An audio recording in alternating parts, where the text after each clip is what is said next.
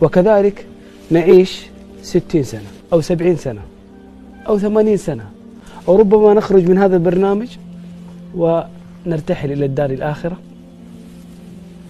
سنوات معدودة، ثم بعد ذلك نموت ونحن في الدنيا. أما في الجنة اجتماع بلا تفرق، قوة وشجاعة وفتوة، يعطى الرجل في الجنة قوة 100 رجل. الله أكبر. ثم بعد ذلك انبساط وفرح. الله سبحانه وتعالى يقول: فرحين بما آتاهم الله من فضله. ثم بعد ذلك كم حنعيش في الجنة؟ الله سبحانه وتعالى أخبر: خالدين فيها أبدا، انبساط بلا نكد ولا كدر، وحياة سرمدية أبدية.